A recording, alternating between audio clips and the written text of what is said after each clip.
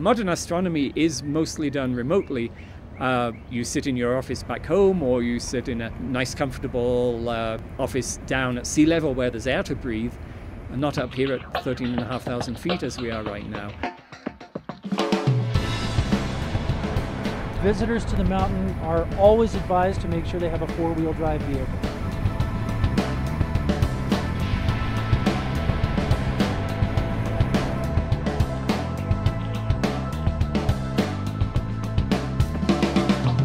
So we have to really be very proactive about making sure that everybody that comes up here is in a physiological condition that they can handle being at this elevation, and it's certainly not for everybody.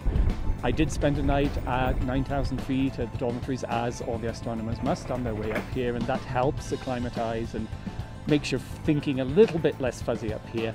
I'm kind of lucky. I do pretty well with the altitude. I sometimes get a bit of a headache. I'll get a little woozy, but mostly I can handle it okay.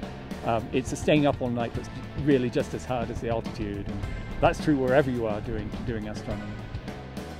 It's interesting coming up this mountain. Just here's this amazing array of telescopes, these powerful tools that can tell us so much about the universe, and I have the privilege of being able to use these, and it's like a schoolboy dream come true. I'm always thrilled to be here and use these facilities. Being here on Mauna Kea really is the top of the world for astronomers. I mean, there's no other place in the Pacific where you can get this elevation. And you know, you're looking across half of the state of Hawaii right there from here, and that's really a treat. It just doesn't get any better.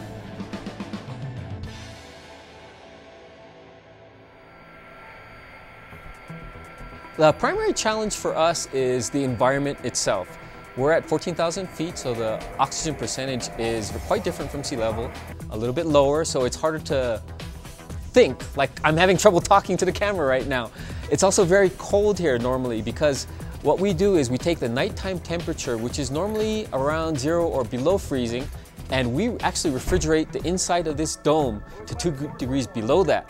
That's so when we open up the dome at night, the air coming in does not cause condensation on our primary mirror and fog it all up. So it's real critical that the dome is actually colder than the outside ambient temperature at night. Those combinations of low oxygen and cold temperature really can affect a person being up here. I am a night operation assistant here at Subaru. In a very general sense, I'm a telescope operator.